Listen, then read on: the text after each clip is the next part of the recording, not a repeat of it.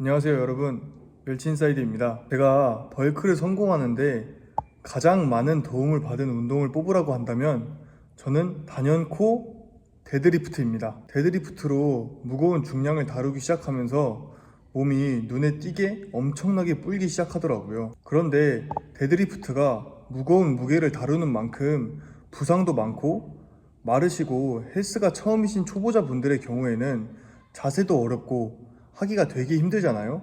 그래서 제가 여러분들에게 데드리프트 쉽게 자세 잡고 하는 법 알려드릴게요. 오늘 이 영상을 보시고 나면 바로 헬스장 가서 렉 하나 차지하고 데드리프트 하실 수 있도록 제가 확실하게 알려드리도록 하겠습니다.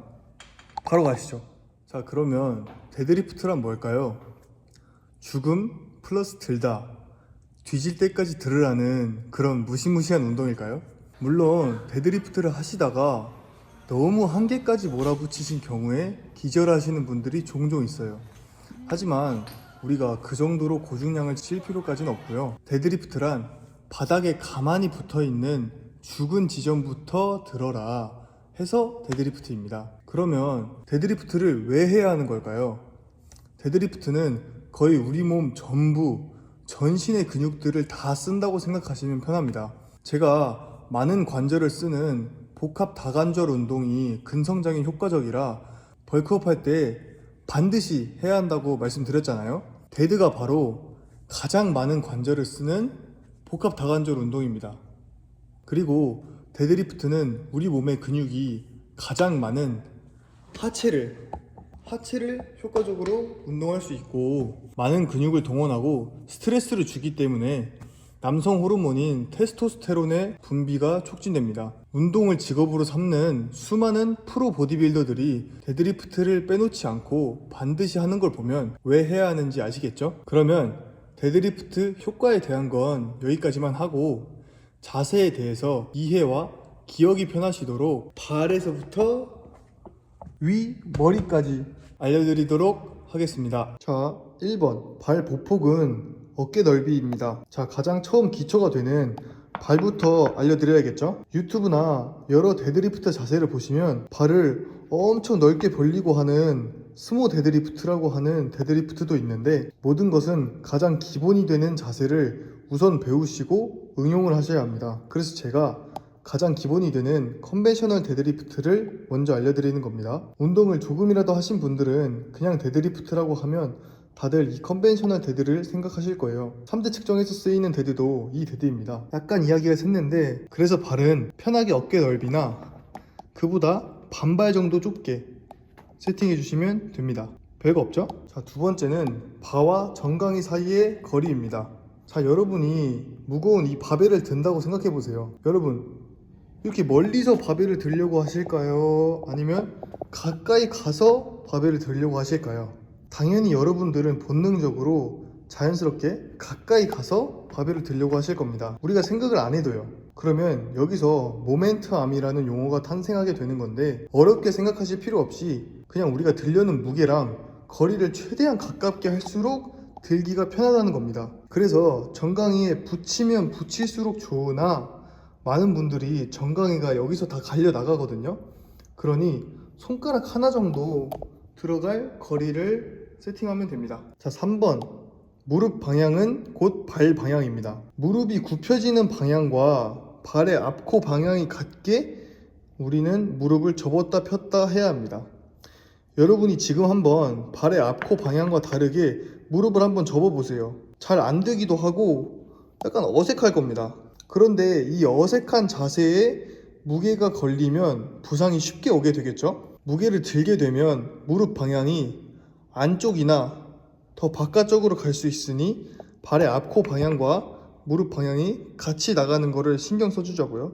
네 번째는 고관절을 신경 쓰자입니다. 데드리프트 시에 가장 중요한 것은 바로 고관절입니다. 엉덩이 쪽이죠. 고관절이라고 얘기하시면 그게 어디야? 라고 생각하실 분들이 많으실 텐데, 고관절은 이렇게 하실 때 접히는 관절을 말합니다. 그리고 우린 이 동작을 헬스에서는 힙힌지 자세라고 부릅니다.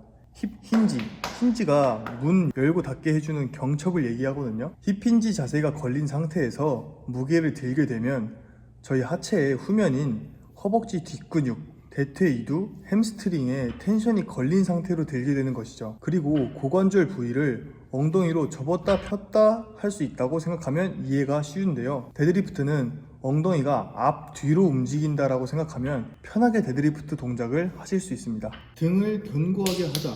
등을 견고하게 만들어야 몸통이 딱 고정이 되어서 무게를 들어올리기가 쉬워지는데, 쉽게 등을 견고하게 만드는 방법은 바벨을 들기 전에 팔꿈치를 내 몸통에 붙인다고 생각하시면 편합니다. 아니면 바를 구부린다고 생각을 해보세요. 이게 또 용어로 붙이자면 브레이크 더 바라는 용어가 있긴 한데, 그냥 발을 부러뜨린다 생각하고 힘을 줘보면 등이 굉장히 견고하게 단단해지는 걸 느끼실 수 있을 거예요. 그렇게 견갑 주변의 근육들을 수축해주면 광배근에 강한 개입을 느끼실 수 있고, 이는 더 높은 무게를 들 수 있게 해줌과 동시에 허리의 부담을 덜어주는 자세가 되게 됩니다. 고개를 쳐들지 말자. 자, 머리까지 왔죠? 마지막입니다. 대부분의 헬린이 분들 마르시고 이제 운동을 막 하시는 분들의 경우 데드리프트를 시켜보면 무게가 무거워질수록 고개를 드시는 분들이 계십니다.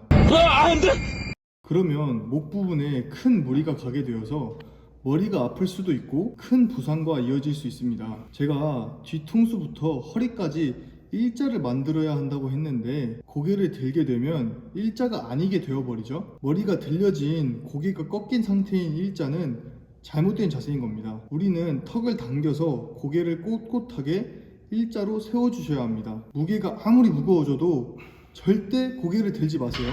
추가로 한 가지 꿀팁을 더 드리자면 중심을 잡는 법입니다. 데드는 들어 올린다는 생각보다는 내 다리로 지구를 밀어서 일어난다는 느낌을 잡고 하시면 쉬울 수 있습니다. 마치 박혀있는 못을 망치 뒷부분으로 뽑아내는 느낌으로 바벨이 모시고 우리가 뽑아내는 망치인 겁니다. 이 밀어서 일어나기를 잘하려면 중심이 잘 잡혀 있어야 하는데, 많이들 실수하시는 부분이 뭔가 허리랑 가슴을 펴야 할 것 같아서 뒤로 기대서 이렇게 자세를 잡으십니다. 그런데 이렇게 기댄 자세로 땅을 밀게 되면 이렇게 뒤로 넘어가 버리게 되죠. 그러니까 땅을 못 밀고 허리에 무게를 실린 상태로 올라오게 되는데, 이러면 허리에 무리가 가거나 허리가 말리면서 시작을 할 수도 있게 됩니다. 아까 두 번째에서 말씀드린 모멘트 암 개념을 떠올려 보시면 우리는 가까이서 들려고 하잖아요. 그럼 바벨은 냅두고 내 중심이 뒤로 가면 이것도 결국 내 중심과 멀어지기 때문에 멀리서 드는 것과 똑같이 모멘텀이 멀어지게 됩니다. 그래서 어떻게 하냐? 자세가 완성되었을 때 바벨이 내 겨드랑이 아래에 위치해야 합니다. 어깨가 바벨보다 더 앞으로 나가고,